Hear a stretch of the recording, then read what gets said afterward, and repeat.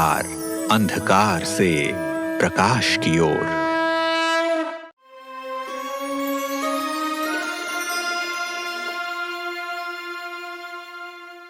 नमस्कार।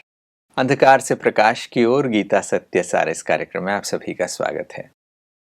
Origins of universe यानी इस सृष्टि के आदि की बात कि ये सृष्टि कैसे शुरू हुई, सृष्टि कितनी बड़ी है, सृष्टि में क्या क्या है, इत्यादि अनेक प्रश्न हैं जो मनुष्य हमेशा सोचते आए हैं। प्रश्न उठता है कि मनुष्य के मन में ये जो प्रश्न आए हैं, क्या ये आज के प्रश्न हैं? नहीं, प्रासंगिक समय से हटकर भी प्राचीन काल से लोग इन प्रश्नों पर चिंतन करते हुए आए हैं। आज यही हमारे चर्चा का विषय भी है। गीता इस विषय पर क्या कहती है, इस पर आज बातचीत करेंगे। हमारे साथ चर्चा के लिए स्टूडियो में गीता विदुषी डॉक्टर पुष्पा पांडे हैं। डॉक्टर पांडे, आपका स्वागत है। ओम शांति। आज एक ऐसे विषय पर बातचीत है जिसके बारे में मनुष्य सोचता रहा है। लोग अक्सर ये कहते हैं कि तारों के पार भी कोई जहां है। लोग कई गानों में भी ऐसी चीजें लिख देते हैं कि हमें उस पार ले चलो। अब संसार को जो हमारी आंखों के सामने दिखता है, लोग सोचते हैं क्या इतना ही जगत है, क्या इसके पार भी कोई दुनिया है? कवियों ने भी अपनी कल्पना से अनेक ऐसी चीजें लिखी हैं।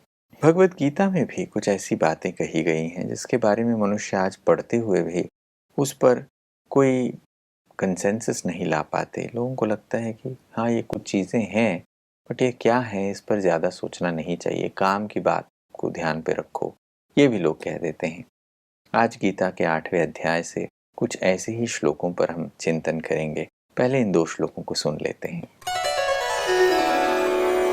परस्तस्मात्तु भावन्यो व्यक्तो व्यक्तात् सनातनः यस्सर्वेषु भूतेषु नश्यत्सु न विनश्यति अव्यक्तोऽक्षरेत्युक्तस्तमाहुः परमां गतिं यं प्राप्य न निवर्तन्ते तद्धाम परमं मम। व्यक्त और अव्यक्त सृष्टि से परे एक अव्यक्त सृष्टि है। जब सब कुछ विनिष्ट हो जाता है तो भी उसकी सत्ता का विनाश नहीं होता। यह अव्यक्त स्वरूप ही परम गंतव्य है और यहां पहुंचकर फिर कोई इस नश्वर संसार में लौटकर नहीं आता। यह मेरा परम धाम है। जब इन श्लोकों को हमने देखा तो इसमें व्यक्त, अव्यक्त इत्यादि अनेक शब्दों की बात कही जा रही है। एक ऐसे लोक की बात कही जा रही है जहाँ से वापस नहीं आने की ज़रूरत नहीं है, वहाँ पहुँचकर कोई वापस नहीं लौटता इत्यादि बात कही जा रही है। पहले तो हम इसी चीज़ को समझ लें कि किन लोगों की बात की जा रही है, कितने लोग हैं, इस बात को स्पष्ट करें। तो बचपन से हम सब सुनते आए थे कि एक पाताल लोक है, एक देवलोक है और एक भूलोक पृथ्वी है। और जैसे कहानियों में सुनाया जाता था कि शेषनाग जी धरती को रखे हुए हैं, ऐसे लोक की बात की जाती थी, कहानियाँ ऐसे आती थी। लेकिन ना तो ऐसा कोई देवलोक अलग है या कोई पाताल लोक अलग है, पृथ्वी तो दिखाई दे रही है। तो वास्तव में जो लोकों की बात, और शास्त्रों में एक 14 लोक बतलाए हुए हैं जो कि परिवर्तनशील हैं।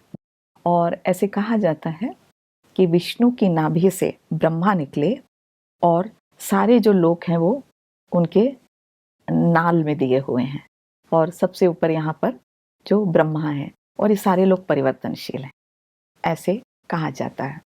लेकिन जो हम वास्तव में समझें, जो हमने समझा है, अनुभव किया है स्पष्ट, और इस ब्रह्मा कुमारी ईश्वरी विश्वविद्यालय में बहुत क्लियर इस गीता ज्ञान को ही स्पष्ट किया जाता है।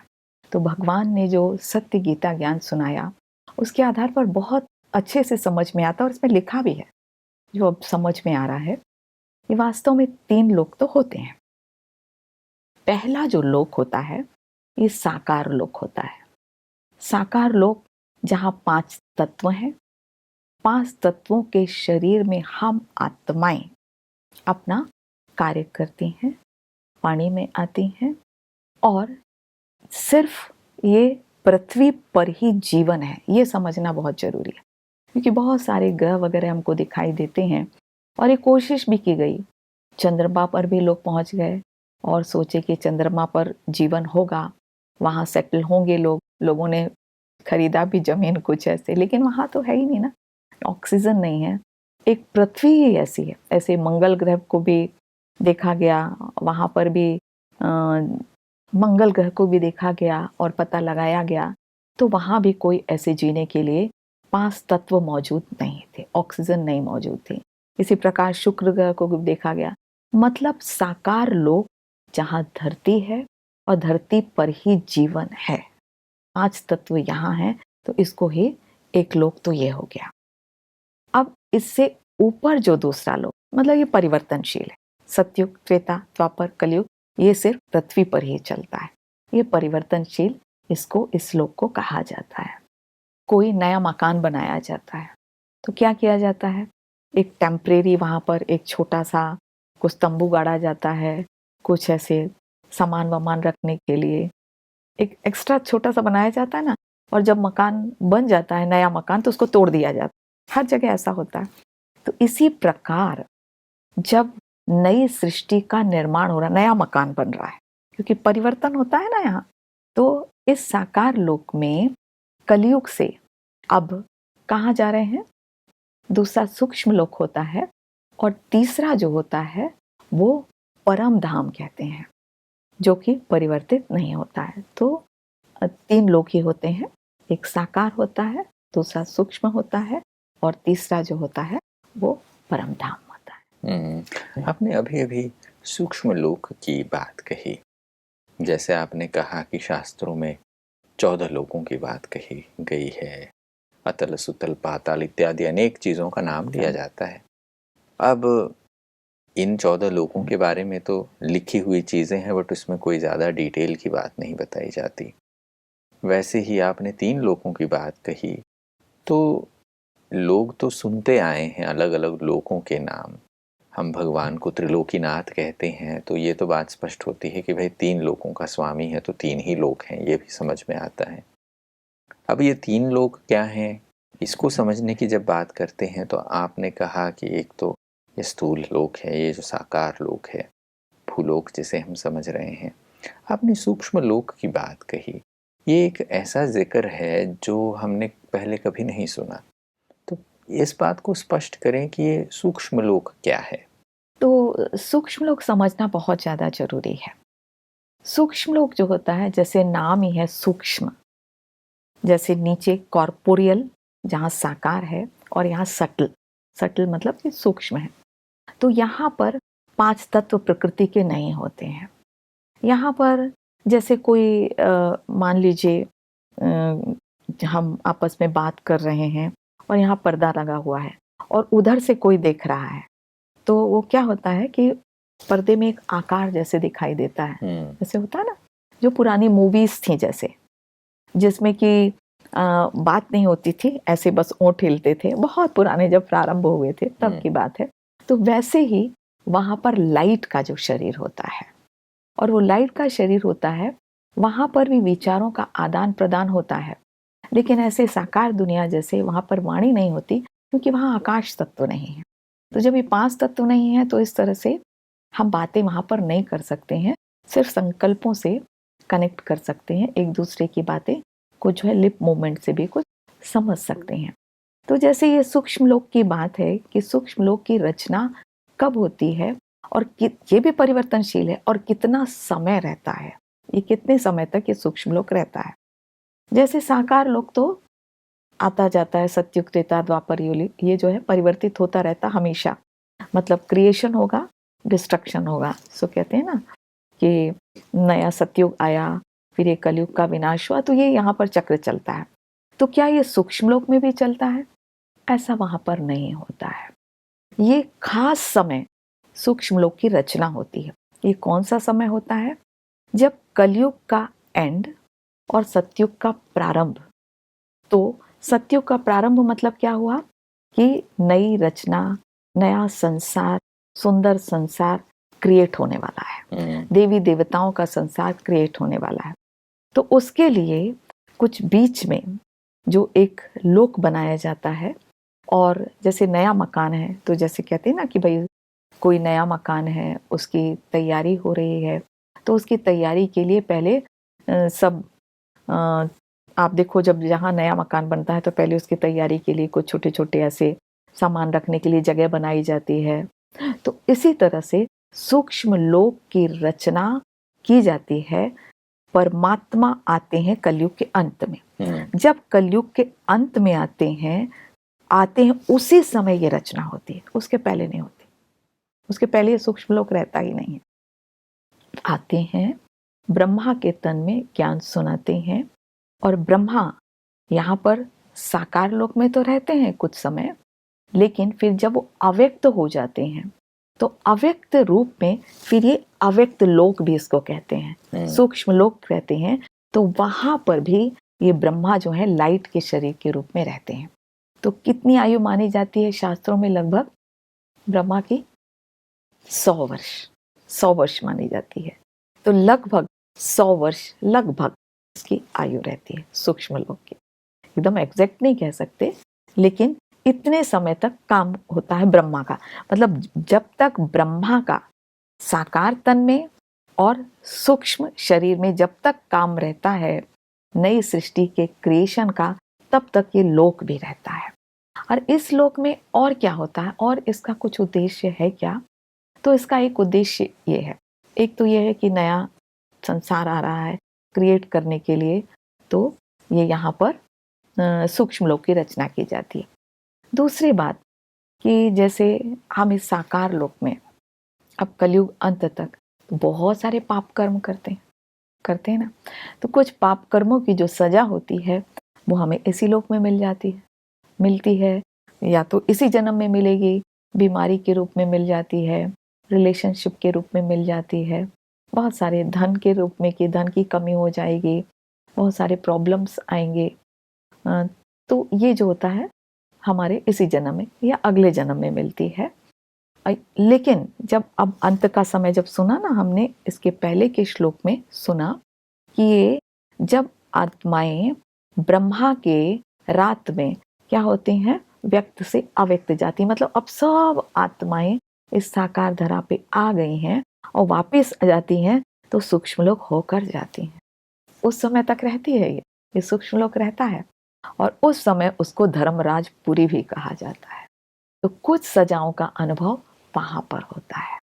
तो सूक्ष्म लोक में कई कार्य इस समय होते हैं। जब कंस्ट्रक्शन होता है तो उस समय भी बहुत सारी बातें होती हैं, क्योंकि जो ब्रह्मा है वो अभी साकार तन में नहीं है, अब वो अव्यक्त रूप में है। तो जैसे इस प्रजापिता ब्रह्मा कुमारी ईश्वरी विश्वविद्यालय में ब्रह्मा बाबा जिनको कहते हैं, हम ब्रह्मा बाबा कहते हैं, मतलब वही ब्रह्मा वास्तव में जो कि शास्त्रों में लिखा हुआ है। तो इन्हीं ब्रह्मा के लिए कहा गया कि जब तक साकार तन में थे तब तो ठीक था, फिर अभी अव्यक्त रूप में तो बहुत सारी बातों का आदान प्रदान भी होता है, सूक्ष्म रीति से आदान प्रदान होता है। तो ये सूक्ष्म लोक दो कार्य करता है, एक तो कंस्ट्रक्शन के लिए, और दूसरा जो सब आत्माएं जो पाप कर्म जो बच जाते हैं ना, वो यहाँ पर होता है। ये कुछ आत्माएं तो डायरेक्ट परम धाम में व्यक्त से अव्यक्त डायरेक्ट चली जाती हैं, और कुछ जो है सटल वर्ड में कुछ जो सजा बच जाती है, तो धर्मराजपुरी का काम होता है। वहां पर ऐसा अनुभव होता है जैसे कि जन्म जन्मांतर के पाप कर्मों की सजा कुछ ही सेकंड्स में उनको अनुभव होती। तो ये है सटल वर्ड जो बहुत क्लियर है। ये कुछ ऐसे विषय हैं जिस पर गीता कह तो रही है, मगर जब गहराई से हम देख रहे हैं तो पता चल रहा है कि यहाँ लोकों के बारे में भी गहराई से बात बताई जा रही है। अब इसी श्लोक में हम एक शब्द जो बार बार देख रहे हैं वो है परमम, यानी परमात्मा के परम धाम के बारे में भी बताया जा रहा है। और ये बात कही जा रही है कि एक बार अगर आप परम धाम की प्राप्ति आपको हो जाए तो फिर आप लौट कर नहीं आते। ये भी बात कहा जा रहा है कि मेरे इस लोक में आने के बाद वापस नहीं लौटते। ये बात श्लोक कह रहे हैं। तो इसके बारे में भी स्पष्टता दीजिए कि परम धाम में जाकर लौट कर नहीं आते कहने का भाव क्या है? तो अब ये तीसरे लोक की बात हो रही है। तीसरा लोक बहुत महत्वपूर्ण है और अनेक धर्मों में इस लोक की बात होती है और कहा भी जाता है पार ब्रह्म परमेश्वर। और जैसे कि दूसरे संप्रदाय वाले कहते हैं कि परमात्मा 5वें लोक में रहता है, अल्लाह 5वें लोक में रहता है। ऐसे बहुत सारी अलग अलग बातें अलग अलग धर्मों में होती हैं। तो ये लोक बहुत महत्वपूर्ण है। क्यों? क्योंकि इस लोक में परिवर्तन नहीं होता। सूक्ष्म लोक तक तो परिवर्तन होता है, लेकिन उसके ऊपर परिवर्तन होता नहीं है। ये अपरिवर्तनशील है, जहाँ परमात्मा स्वयं रहता है। और जो भी साधु संत जो भी इच्छा करते हैं वो इसी लोक में जाने की इच्छा करते हैं। क्यों? क्योंकि यहाँ आत्मा अपने मूल रूप में रहती है, भगवान के समान रहती है, डीप साइलेंस में रहती है। और हर आत्मा ने एक दिन उस परम धाम का अनुभव किया, क्योंकि हमारा घर है। तो उस घर से ही हम आए हैं। तो उस घर में मूल अवस्था में हर आत्मा ने अनुभव किया है। तो चाहे कितना भी गुस्सा यहाँ कोई आत्मा करती हो इस साकार लोक में, लेकिन शांति उसको अच्छी लगती। क्यों अच्छी लगती है? क्योंकि स्वधर्म तो है ही, लेकिन एक दिन वो बहुत समय, एक समय वो अपने घर में इसका अनुभव करती थी। तो मूल धाम में मूल स्वधर्म का वो अनुभव करती थी, इसीलिए सबको वो अच्छा लगता है। और वहाँ आत्माएं किस रूप में रहती हैं? इनकॉर्पोरियल, खाना अव्यक्त रूप। तो उसको ही हम अव्यक्त रूप कहते हैं, जहाँ के शरीर नहीं है। तो दो एक अव्यक्त कि जैसे हमने सुना ना सटल वर्ड में भी, वहाँ आकारी शरीर है, उसको भी अव्यक्त कह सकते हैं। और जो परम धाम है वहाँ भी, वहाँ तो ना तो साकारी शरीर है ना तो आकारी शरीर है, वहाँ शरीर है ही नहीं। लाइट का शरीर भी वहाँ पर नहीं है। वहाँ पर हम आत्माएं बिना शरीर के मूल स्वधर्म में मूल रूप में रहती हैं, एक प्रकाश के रूप में। जैसे सितारा होता है ना, दिखाई देता है, तो वहाँ पर सितारे के रूप में हम अनुभव होते हैं, अनुभव अपने आप को वहाँ पर करते हैं। तो सबसे एक जगह परमात्मा रहता है, जो कि सुप्रीम एनर्जी, हाईएस्ट एनर्जी वाला रहता है। फिर वहाँ आत्माएं रहती कैसे हैं? जैसे बताया ना, सब वहाँ पर रहती हैं, वो सब का घर है, अव्यक्त धाम है। तो वहाँ रहती कैसे हैं? तो रहती कैसे हैं कि सबसे ऊपर परमात्मा रहता है। फिर उसके बाद जो आत्माएं सबसे ज़्यादा पावरफुल होती हैं, पावरफुल मतलब कौन? जिन्होंने इस साकार वतन में परमात्मा के ज्ञान को समझा है और परमात्मा के समान बनने का पुरुषार्थ किया है, और हमेशा वो याद करती रही हैं, तो परमात्मा के समान बन गई हैं। तो जो परमात्मा के समान बनेंगी उनके पास तो रहेंगी, उनकी चमक भी बहुत ज़्यादा होती है। जैसे कहते हैं ना, 100 वॉट का जो बल्ब है उसकी चमक ज़्यादा होगी, और जो 2 वॉट का जो बल्ब है उसकी चमक कम होगी। तो सबसे ज़्यादा चमक रहती है, वो सबसे पास रहती हैं। फिर उसके बाद जो बाकी जो आत्माएं रहती हैं, वो जो परमात्मा को कहीं नहीं भी पहचानती हैं, वो भी फिर वहाँ पर धीरे धीरे, सब रहती तो सब है, जाती तो सब वहाँ पर रहती हैं। इस तरह से वहाँ सब आत्माएं रहती हैं। अब आता कौन है सबसे नीचे? पहले जो सबसे ज़्यादा वॉट वाली है, वो सबसे पहले सत्युग के प्रारंभ में आती है। तो अव्यक्त से व्यक्त में जो आत्माएं परम धाम से आती हैं, वो सबसे पहले ये सत्युग में आती हैं। तो देखिए, ये कल्प का जब एंड होता है, एंड में हर आत्मा जाती है, और जैसे आप कह रहे हैं कि वहां पहुंच गई, तो फिर यहाँ तो इस कल्प में किसी का पुनर्जन्म नहीं होगा, किसी का भी नहीं होगा। होगा क्या? नहीं होगा, क्योंकि कल्प का एंड हो गया, नई सृष्टि की शुरुआत हो गई। तो जब नई सृष्टि की शुरुआत हुई, तो सबसे पहले सबसे ज्यादा पावरफुल वॉट वाली, 100 वॉट वाली, 200 वॉट वाली, वो नीचे आएगी, और उसको शरीर भी उतना अच्छा सुंदर मिलेगा। और सबसे बड़ी बात कि अनेक धर्म वाली जो आत्माएं सब वापस जाती हैं, और सबका अलग अलग वहाँ पर कंपार्टमेंट होता है।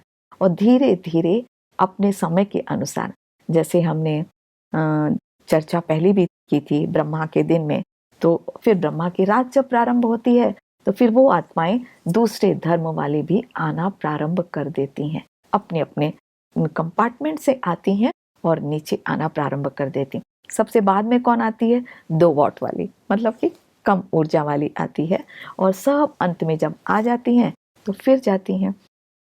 इसीलिए कह सकते हैं कि इस कल्प में पुनर्जन्म नहीं होता है, लेकिन फिर अगला कल्प जब प्रारंभ होता है तब फिर सब आत्माएं आना प्रारंभ कर, ये इसका अर्थ है। ये बात स्पष्ट होती है कि गीता के इन श्लोकों में परम धाम की जब बात कही जा रही है, व्यक्त अव्यक्त की बात कही जा रही है, ये सब कुछ ये व्यक्त लोक की, अव्यक्त लोक की और परम धाम के बारे में बताया जा रहा है। व्यक्त में तो हम साकार शरीर में अपने आप को देखते हैं, मगर अव्यक्त और परम धाम में आत्मिक स्वरूप के बारे में भी ये विस्तार से बातें समझाई जा रही हैं। गीता से जुड़े हुए अनेक विषयों पर जब हम चर्चा करते हैं तो ये बात हमें स्पष्टता देती है कि हाँ, इन चीज़ों को जानना आवश्यक है। आज समय को देखते हुए रुकते हैं। आज आपने इतनी स्पष्टता गीता के इन श्लोकों पर दी, इसके लिए आपका बहुत बहुत धन्यवाद। नमस्कार। ओम शांति। दोस्तों, आज जो चर्चा हमने की है उसके आधार पर आपके लिए स्क्रीन पर एक प्रश्न दिखाया जा रहा है। आज का प्रश्न है, परम धाम को सनातन क्यों कहा गया है? ऑप्शन ए, क्योंकि वह बदलता है। ऑप्शन बी, क्योंकि वह शाश्वत और अचल है। ऑप्शन सी, क्योंकि वह अस्थायी है। ऑप्शन डी, क्योंकि वह केवल कल्पना है। इसमें से सबसे सही उत्तर को चुनकर स्क्रीन पर दिए गए नंबर पर मैसेज करें। पिछले एपिसोड में प्रश्न पूछा गया था, अव्यक्त से व्यक्त में आना का तात्पर्य क्या है? इसका सबसे सही उत्तर था ऑप्शन बी, आत्माओं का शरीर धारण कर संसार में आना। दोस्तों, आज की चर्चा में यहीं रुकते हैं। अगले एपिसोड में गीता से जुड़े हुए कुछ और विषयों पर चर्चा जारी रखेंगे। तब तक के लिए नमस्कार।